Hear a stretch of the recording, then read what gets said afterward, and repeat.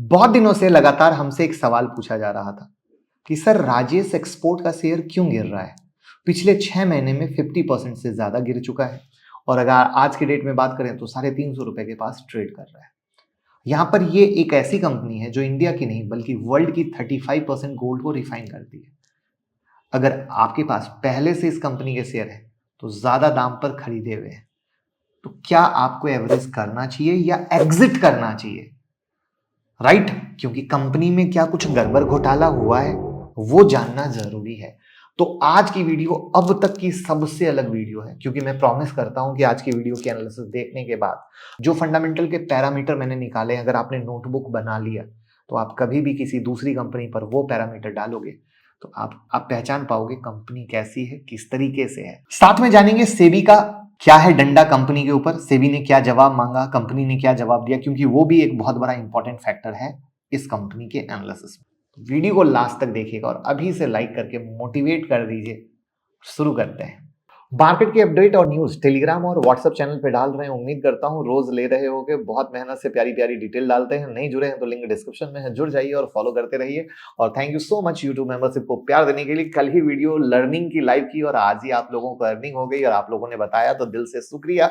बस आप भी ज्वाइन बटन से ज्वाइन करें और ऐसे ही सीखते रहें और कमाते रहें। चलते हैं वीडियो पर। तो सबसे पहले फंडामेंटल को शुरू करने के लिए बिजनेस मॉडल को समझना जरूरी है, राइट। तो कंपनी दुनिया की लीडिंग माइनिंग कंपनी से रॉ गोल्ड इंपोर्ट करती है। साथ ही ये कंपनी खुद भी माइनिंग करती है, पर बहुत कम, साल में 1 टन। इस रॉ गोल्ड को कंपनी रिफाइन करती है। ये कंपनी हर साल लगभग 900 टन गोल्ड रिफाइन करता है। रिफाइन करने के बाद कंपनी इस गोल्ड को बुलियंस में कन्वर्ट कर देती है, जिससे दुनिया के सेंट्रल बैंक या फिर ऐसी कंपनियां जो बुलियन बेचती है उन्हें सप्लाई किया जाता है। और इस रिफाइंड गोल्ड से कंपनी गोल्ड ज्वेलरी भी मैन्युफैक्चर करती है। अब इस गोल्ड ज्वेलरी को होलसेल और रिटेल दोनों में बेचा जाता है और एक्सपोर्ट भी किया जाता है। कंपनी का होलसेल प्रेजेंस इंडिया और मिडिल ईस्ट में है, जहां ये टोटल 5000 से भी ज्यादा शोरूम में ज्वेलरी सप्लाई करती है। वहीं रिटेल में कंपनी का खुद का ब्रांड है शुभ ज्वेलर्स, और उस नाम से इंडिया में 70 से भी ज्यादा शोरूम है। आपने कभी ये शोरूम देखा है या नहीं देखा है, कमेंट में जरूर बताइए, तो आप रिलेट कर पाएंगे कंपनी को। कंपनी अपने प्रोडक्ट यूएई और यूरोप में भी एक्सपोर्ट करती है। अब ये सब सुन के कंपनी का बिजनेस तो बहुत अच्छा लग रहा है और ये काफी लार्ज स्केल में ऑपरेट कर रही है, पर शेयर प्राइस तो कुछ और कहानी बयां कर रहे हैं। तो अब फंडामेंटल सेल और प्रॉफिट से शुरू करते हैं। अब कोई भी बिजनेस क्यों एग्जिट करता है? प्रॉफिट कमाने के लिए। तो आइए इस कंपनी के सेल और प्रॉफिट पर एक नजर डालते हैं। तो यहां मैं आपको कैश फ्लो स्टेटमेंट, प्रॉफिट और लॉस स्टेटमेंट, बैलेंस शीट से यह समझाना सिखाऊंगा कि कंपनी का सेल कितने पानी में है। और आप देख रहे हैं कि पिछले 3 साल से कंपनी का कैश फ्लो निगेटिव है, और यह बताता है कि भले ही कंपनी कितना भी सेल कर रही हो, घर पे पैसा नहीं ला पा रही है। पर ऐसा क्यों हो रहा है और कहां गड़बड़ है, इसको समझना जरूरी है।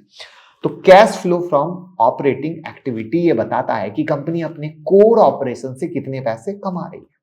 अब आप देख सकते होंगे कि कंपनी का सेल पिछले 3 साल में 2.5 लाख करोड़ के आसपास है, पर ऑपरेटिंग प्रॉफिट सिर्फ 1100 करोड़ के आसपास है। ये एक चिंता की बात है, क्योंकि हमने बिजनेस मॉडल में देखा था कि कंपनी लार्ज स्केल में ऑपरेट कर रही है और फिर भी कंपनी का मार्जिन इतना कम है। और अगर आप इसकी पीयर कंपनी कल्याण ज्वेलर्स का प्रॉफिट देखो तो ये कंपनी 10,000 करोड़ के सेल पर 800 करोड़ का प्रॉफिट कमा रही है।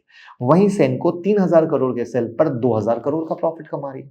मतलब मोटा मोटा ऑपरेटिंग प्रॉफिट मार्जिन कम से कम 8% तो होना चाहिए, पर राजेश एक्सपोर्ट का कितना है? 1% से भी कम। ये एक बहुत बड़ा रेड फ्लैग है जो इग्नोर नहीं किया जा सकता है, राइट। जल्दी से लाइक तो कर दीजिए। पर क्या ये 1100 करोड़ का प्रॉफिट भी कंपनी घर ला पा रही है? आंसर है नो। अगर आप बैलेंस शीट देखें तो पिछले 10 साल में कंपनी का ट्रेड रिसीवेबल, यानी कंपनी ने जो उधार में सामान बेचा है, वो लगातार बढ़ रहा है। उधार ही बेच रही है, पैसा नहीं ला पा रही है। इतने कम प्रॉफिट मार्जिन पर ऑपरेट करना है तो एटलीस्ट रिकवरी तो करो भाई। हाँ, कम मार्जिन पे लोग क्यों बेचता है? पैसा जल्दी जल्दी आए। यहां तो पैसा जल्दी जल्दी आ नहीं रहा है, तो इसका असर हमें दिख रहा है cash flow from operating activity पे, जहां ट्रेड रिसीवेबल के बढ़ने के कारण कंपनी का कैश फ्लो निगेटिव या कम होता जा रहा है। अब कोई भी कंपनी जितनी मर्जी सेल दिखा दे, जब तक घर पे प्रॉफिट कमा कर नहीं लाती है, फंडामेंटली वीक कंपनी है, कमजोर कंपनी है। तो बात हो गई सेल और प्रॉफिट की। जरा कॉस्ट पर भी नजर डालते हैं, राइट। तो कंपनी का मटेरियल कॉस्ट ही 99%। अब यहां एक सोचने वाली बात है, वर्ल्ड की one of the largest refining company जो ये क्लेम करती है कि वो वर्ल्ड का 35% गोल्ड रिफाइन करती है, उसका एम्प्लॉय कॉस्ट सेल के मुकाबले 1% भी नहीं है। ये बात हजम नहीं हो रही है। कल्याण ज्वेलर्स और सेनको गोल्ड, जिनका सेल वॉल्यूम राजेश एक्सपोर्ट के मुकाबले बहुत कम है, उनका भी एम्प्लॉय कॉस्ट 2 से 4% के बीच है। इस बात का जवाब कंपनी के नंबर ऑफ एम्प्लॉय में है। 2021 में कंपनी में सिर्फ 181 एम्प्लॉय थे और 2022 में कम होकर 135 हो गए। तो क्या इतनी बड़ी कंपनी इतने कम एम्प्लॉय पर चल सकती है? आपको क्या लगता है? कुछ लग रहा है, मजा आ रहा है? मैंने प्रॉमिस किया था, वो मेरा प्रॉमिस पूरा होता सा दिख रहा है एकदम आसान भाषा में। अब इन्वेंट्री पर नजर डालते हैं। 4500 करोड़ तो आपको वर्क इन प्रोग्रेस दिखेगा और लगभग 2000 करोड़ का फिनिश्ड गुड्स दिखेगा। अब इतने वैल्यू ऑफ रॉ मटेरियल को प्रोसेस करने में खर्चा तो लगेगा ना, पर आपको कंपनी के पीएनएल में कोई पावर एंड फ्यूल का खर्चा ही नहीं दिखेगा। जबकि आप किसी पीयर कंपनी के एक्सपेंस हेड को जाकर देखिए, जैसे कल्याण ज्वेलर, वहां आपको सबसे पहला खर्चा दिखेगा पावर एंड फ्यूल का। राजेश एक्सपोर्ट में सिर्फ एक हेड दिखेगा, other manufacturing and processing expense, लगभग 2000 करोड़ का, जिसका कोई एक्सप्लेनेशन नहीं है, कोई बाइफर्केशन नहीं है। ओवरऑल कंपनी का मैन्युफैक्चरिंग कॉस्ट सेल के मुकाबले 1% से भी कम है। तो सोचने वाली बात है, इतने सारे रॉ मटेरियल प्रोसेस कैसे हो रहे हैं, राइट? आपके भी दिमाग में आ रहा होगा ना। अब अगला रेड फ्लैग है ऑडिटर नेग्लिजेंस, राइट। कंपनी की 100% फॉरेन सब्सिडरी कंपनी है आरईएल सिंगापुर पीटी। इस सिंगापुर की कंपनी की भी एक और सब्सिडरी कंपनी है स्विट्जरलैंड और यूएई में। अगर आप कॉन्सोलिडेटेड सेल का फिगर देखें तो ये आता है लगभग 3 लाख करोड़। वहीं इसमें से फॉरेन सब्सिडरी का सेल हटा दें तो सिर्फ राजेश एक्सपोर्ट का सेल आता है मात्र 6000 करोड़। अब आप पढ़िए ऑडिट रिपोर्ट, जिसमें ऑडिटर ने यह साफ साफ लिख दिया है कि हम तो सिर्फ इंडिया में रजिस्टर्ड कंपनी के फाइनेंशियल चेक करते हैं, बाकी के फॉरेन सब्सिडरी का हमने ऑडिट ही नहीं किया है। तो बाकी के 2.4 लाख करोड़ सही है भी या नहीं है, या बोगस है, किसी को नहीं पता। जबकि ये इतना बड़ा अमाउंट है तो ऑडिटर की रिस्पॉन्सिबिलिटी होती है कि वो फॉरेन सब्सिडरी के फाइनेंशियल भी चेक करे रिपोर्ट देने से पहले, राइट। अब नेक्स्ट पॉइंट है मिसमैच ऑफ फिगर। इसके अलावा बैलेंस शीट में भी एक बहुत बड़ा इशू है। कंपनी जो फाइनेंशियल स्टेटमेंट पब्लिश कर रही है वो एनुअल रिपोर्ट के फाइनेंशियल स्टेटमेंट से मैच नहीं हो पा रहा है। आप देख सकते हैं फाइनेंशियल कॉस्ट जो कि 2021 और 22 में फाइनेंशियल स्टेटमेंट में 0 है, वहीं एनुअल रिपोर्ट के फाइनेंशियल स्टेटमेंट में 2021 में ये फिगर 142 करोड़ और 2022 में ये फिगर 90 करोड़ है। इसी तरीके से कई दूसरे फिगर फाइनेंशियल और एनुअल रिपोर्ट के फाइनेंशियल स्टेटमेंट में अलग है, जैसे कॉस्ट ऑफ मटेरियल कंज्यूम, 2021 का रेवेन्यू फ्रॉम ऑपरेशन का फिगर, जबकि दोनों फाइनल ऑडिटेड फिगर है। सिर्फ पीएनएल नहीं बल्कि बैलेंस शीट में भी ऐसा ही इशू है। तो आप देख सकते हो कि 2022 में बैलेंस शीट का दोनों डॉक्यूमेंट अलग अलग है। अब हम आते हैं non compliance of SEBI regulation. तो सेबी के मुताबिक लिस्टेड कंपनी को अपने क्वार्टरली रिजल्ट पब्लिश करने होते हैं, जिसका सेबी ने एक फॉर्मेट दे रखा है। लेकिन जब राजेश एक्सपोर्ट ने अपने सितंबर 2023 क्वार्टर के फाइनेंशियल सबमिट किए, तब उसने उस फॉर्मेट को फॉलो नहीं किया। कंपनी ने half year cash flow statement submit नहीं किया और ना ही ऑडिट रिपोर्ट सबमिट किया।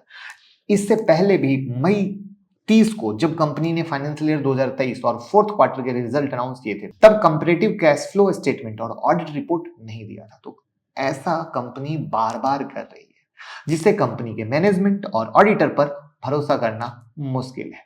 फिर एनएससी के क्लैरिफिकेशन मांगने के बाद कंपनी ने 21 नवंबर को वापस कैश फ्लो स्टेटमेंट के साथ रीसबमिट किया। सेबी के रेगुलेशन के मुताबिक कंपनी को रिलेटिव पार्टी ट्रांजैक्शन की सभी जानकारी सबमिट करनी होती है। 14 नवंबर को कंपनी ने सबमिट किया कि ऐसी कोई रिलेटेड पार्टी ट्रांजैक्शन है ही नहीं। पर अगर आप 2022 की एनुअल रिपोर्ट देखें तो कंपनी फाउंडर जो कि चेयरमैन और एमडी हैं और उनके रिलेटिव को सैलरी देते हैं। तो क्या इसका मतलब 2023 में चेयरमैन और एमडी को सैलरी नहीं दी गई? अब आप बताइए, ये कहानी चलती है। अब इतनी एनालिसिस के बाद अगर मैं आपको एक ओवरऑल पिक्चर दे दूं तो कंपनी का सेल बहुत ज्यादा है, लेकिन ऑपरेटिंग प्रॉफिट 0.5% के आसपास। कंपनी रिफाइनिंग बिजनेस में है लेकिन कंपनी का एम्प्लॉय कॉस्ट, मैन्युफैक्चरिंग कॉस्ट सब बहुत कम है। पावर एंड फ्यूल जो कि रिफाइनिंग बिजनेस में एक बड़ा कॉस्ट होना चाहिए, उसका तो एक्सपेंस हेड ही गायब है। कंपनी फाइनेंशियल स्टेटमेंट ही प्रॉपरली मेंटेन नहीं कर रही है, जो कि कॉर्पोरेट गवर्नेंस पे सवाल उठाता है, क्योंकि हमारे आपके पैसे लगे हैं तो भैया सब दिखाओ। वहीं पीयर का ओपीएम 8% के आसपास का है। इंप्लॉय कॉस्ट और मैन्युफैक्चरिंग कॉस्ट भी 2% से ज्यादा ही है, जबकि इनका वॉल्यूम और सेल रॉ मटेरियल राजेश एक्सपोर्ट से क्या है, काफी कम है। तो मुझे ये कंपनी बहुत रिस्की लग रही है और कहीं ना कहीं मार्केट ने वैल्यू एडजस्टमेंट स्टार्ट कर दिया है, जिसके कारण हम इस शेयर के भाव में गिरावट देख रहे हैं। तो वहां पर हमारा तो यही नजरिया है कि भैया गिरावट आपके सामने है, 350 पर चल रहा है। बहुत सारे लोगों को ये सस्ता लग रहा होगा। मेरा नजरिया बहुत साफ है कि जब बुक्स ही क्लियर नहीं है, प्रमोटर ही क्लियर नहीं है और रूल रेगुलेशन को फॉलो ही नहीं कर रहे हैं, तो ऐसी कंपनी से हम करते हैं नमस्ते, वो भी दूर वाला, राइट?